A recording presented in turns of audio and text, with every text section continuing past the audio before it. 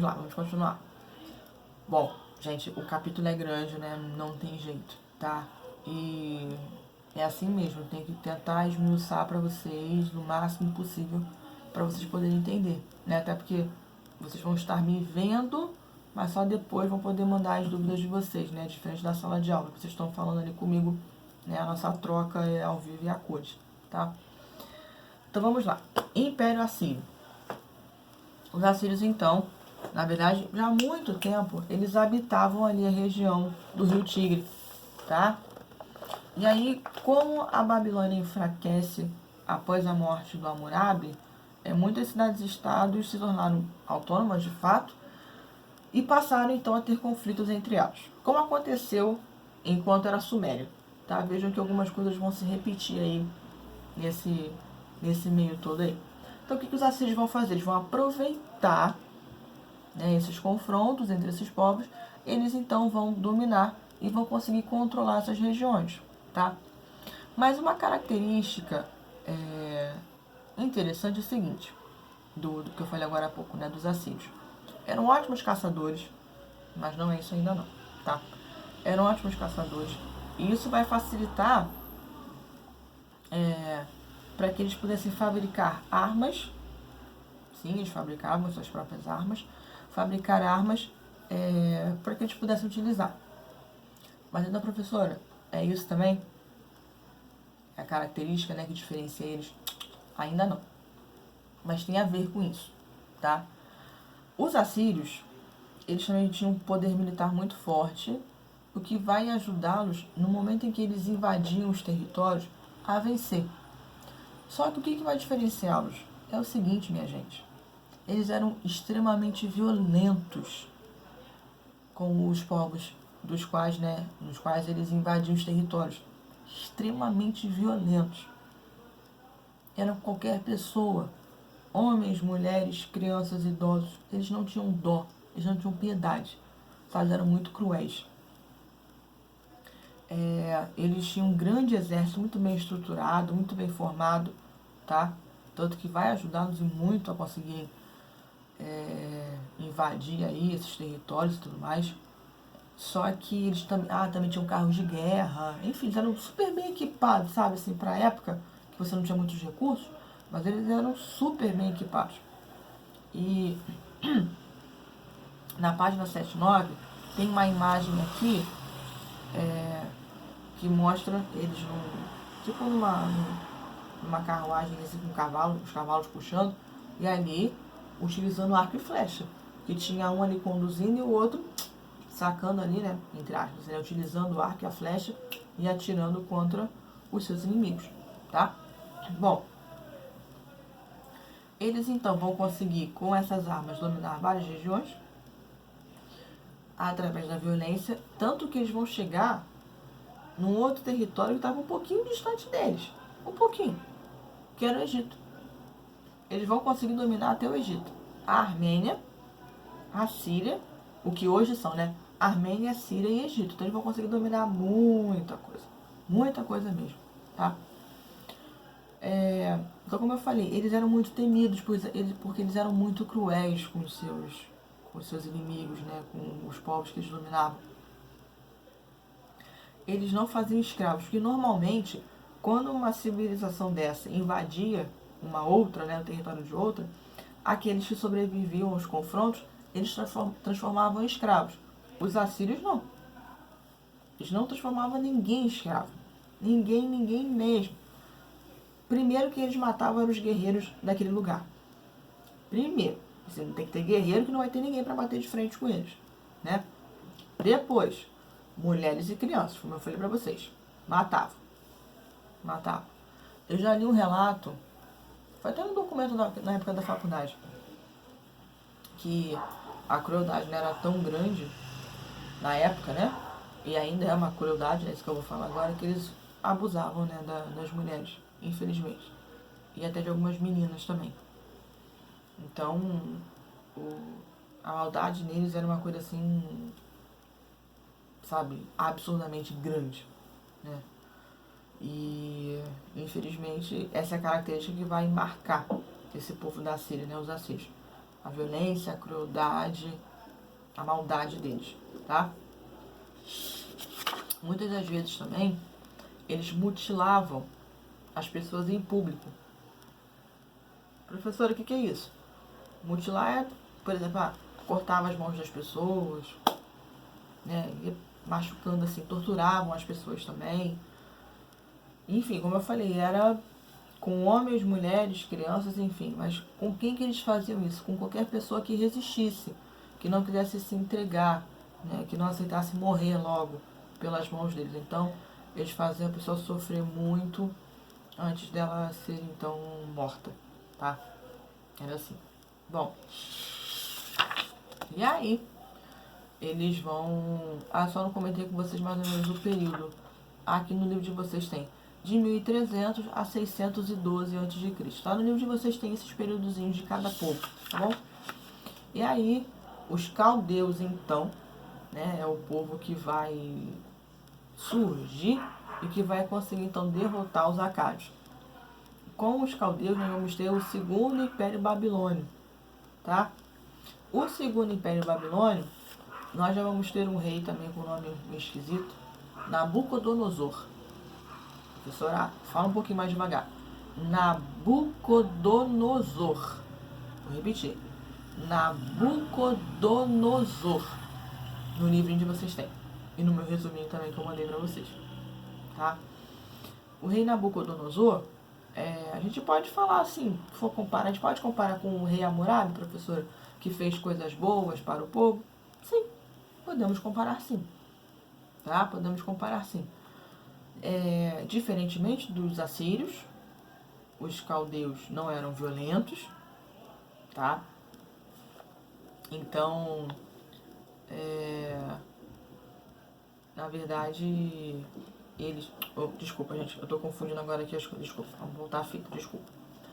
Os caldeus, eles tinham a mesma base militar dos assírios, então seguiam a mesma linha, tá bom? Desculpa, eu confundi, perdão. O cansaço vai bater. Então eles tinham o mesmo perfil, né, de crueldade na questão militar com os seus opositores, tá bom? Então caldeus e assírios nesse ponto aí, né, tinham aí uma similaridade. Eita, tinha uma igualdade, tá? Eles conseguiram, foi por isso, na verdade, por eles serem assim, né, similares nessa questão com os assírios, é que eles conseguiram derrotar os assírios. Aí toca naquela questão que eu falei agora há pouco daquele ditado, né? Do feitiço virar contra o feiticeiro. As maldades, a crueldade que os assírios cometeram, fizeram com os povos que eles dominaram, eles sofreram, eles foram derrotados da mesma forma. No caso, pelos caldeus, tá bom? Então, com tanto conflito, com tanta coisa, o que vai acontecer, professora? Vai enfraquecer, mais uma vez, a região, o local. E aí os caldeus, então, conseguem, nessa luta, conquistar essa região, conquistar os assírios, e agora tudo vai pertencer a eles.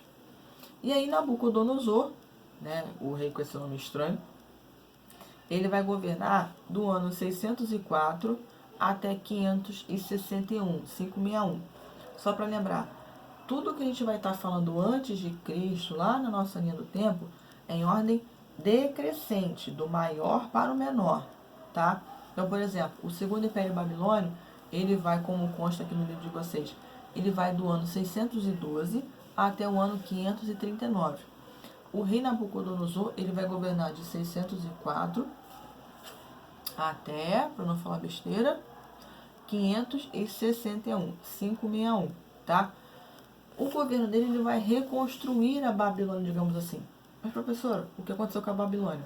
Bom, meus queridos e minhas queridas, com tantas invasões, com tantos confrontos, com tantas guerras, a região, né, a qual era a Babilônia, vai sofrer muitos danos, muitas perdas.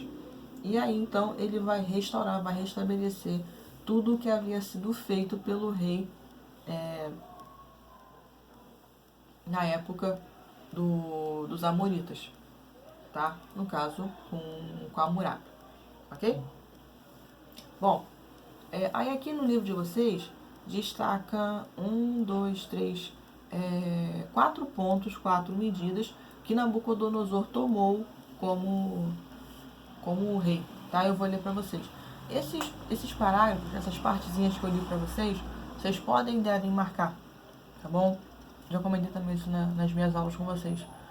E conforme vocês forem lendo também, contando alguma coisa interessante, o que eu tenha falado, que consta aqui no livro, que eu não falei, mas você achou legal, achou interessante, marca, usa o marca-texto, marca, anota, utiliza o teu livro, o teu material, tá? É um documento, é uma fonte que te ajuda muito na hora de estudar para sua prova, tá bom? Ainda mais agora nesse nosso período aí, né, dessa mudança drástica. Então, tudo que vocês puderem anotar, guardar, vai ser sempre muito bom, tá bom? Então, olha só. As medidas que Nabucodonosor tomou. Temos 4 aqui, ó.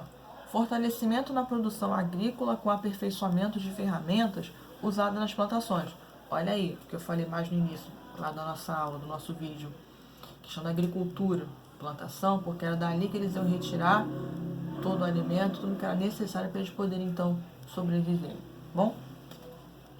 Dinamização do comércio atingindo regiões mais distantes. Então, tornar o comércio assim mais dinâmico, né?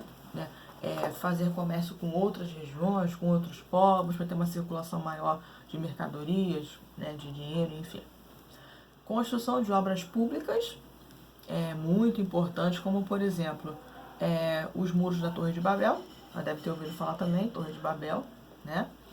Os jardins suspensos da Babilônia, que era um lugar lindo, maravilhoso.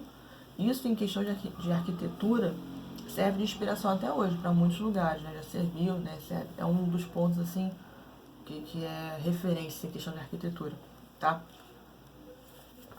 Esses jardins suspensos da Babilônia, no livro de vocês aqui, tem uma representação, né, do que seria.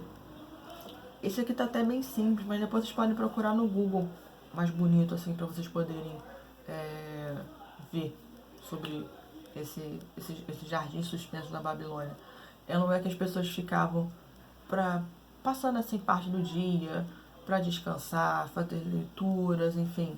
Era um lugar assim que os cidadãos usufruíam de várias maneiras, tá?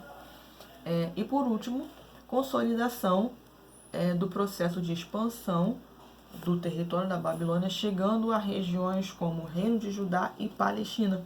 Olha aí também lugares que nós encontramos na Bíblia. Tá? Então, professor, eu estou vendo que esse Oriente Médio aí, que a senhora está falando, né, que hoje é o Oriente Médio, tem umas coincidências aí com alguns lugares que falam na Bíblia, né, para quem tem um contato com a Bíblia.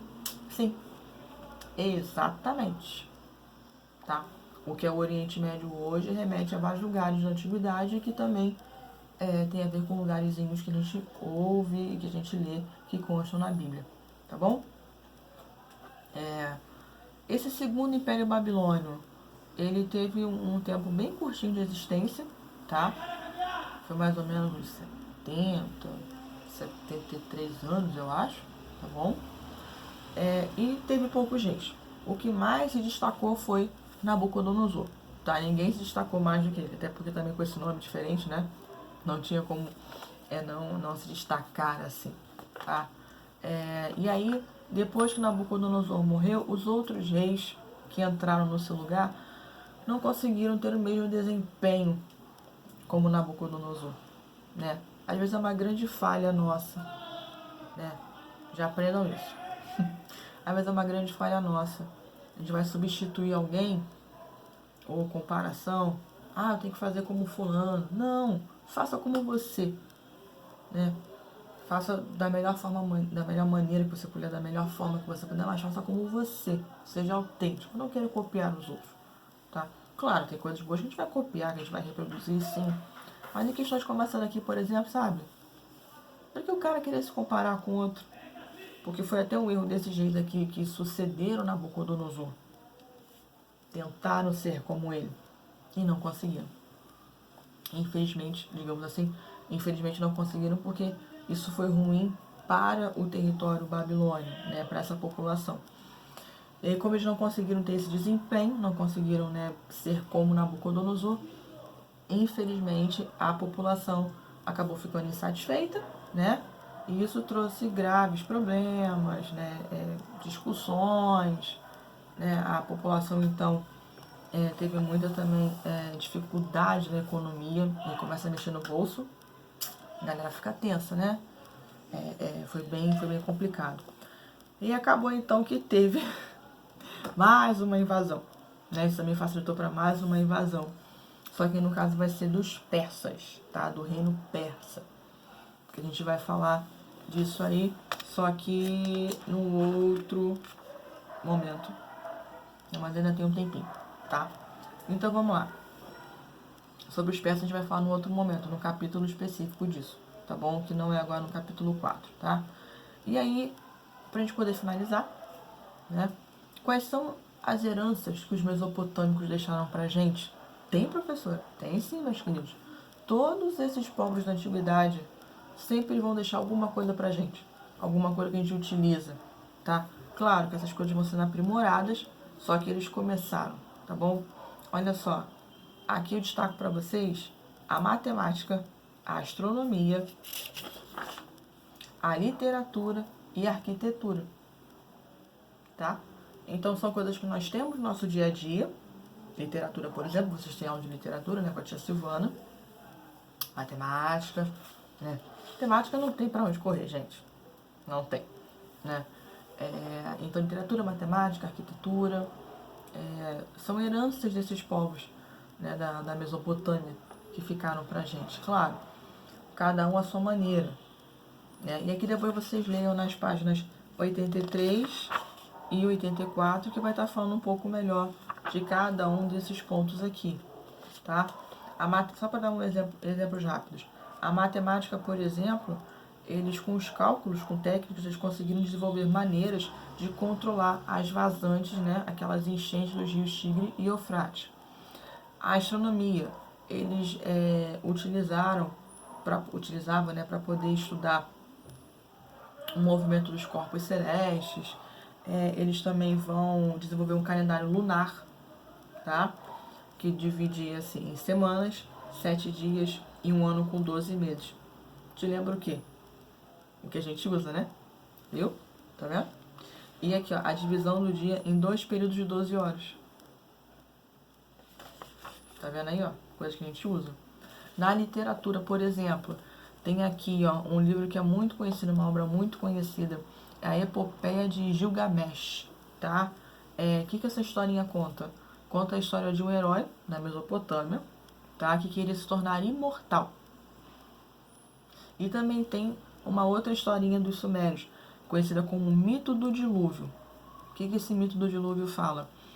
Os deuses destinaram a um herói chamado Utnapishtim, não sei se é assim que fala não, tá, gente? Tem umas palavras também que nem eu consigo falar, que eu tenho dificuldade.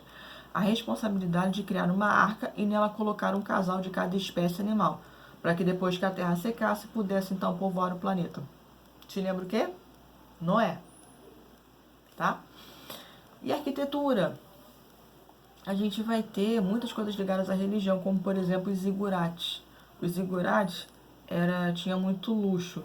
Os zigurates, eles eram grandes templos religiosos. O formato é parecido com o de uma pirâmide, tá? Mas não é uma pirâmide especificamente. E aí, qual era a ideia deles? Aproximar os humanos das divindades, tá? Por isso que os zigurates eram muito altos. Não lembro agora se no livro de vocês vai ter uma imagem de zigurates, mas depois vocês podem procurar na internet, ou eu mesmo também procuro e coloco lá na nossa salinha, tá bom? Gente, se eu esquecer de colocar alguma coisa que eu comentei com vocês aqui, por favor, me lembrem, tá bom? Porque eu tenho que fazer tudo isso aqui para vocês, para as outras 3 turmas lá da Tia Lúcia, 7º, 8º e 9º, e para as turmas lá do outro colégio que eu trabalho, então é muita coisa. Além também que, né, o topo dos zigurates, eles eram utilizados como observatórios astronômicos. Eles poderiam observar os astros, enfim, bem legal.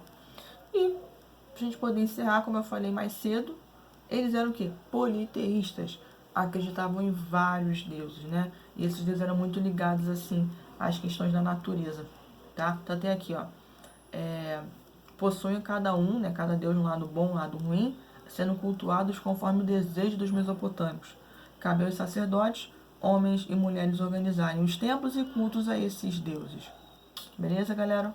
Então, eu paro por aqui. tá?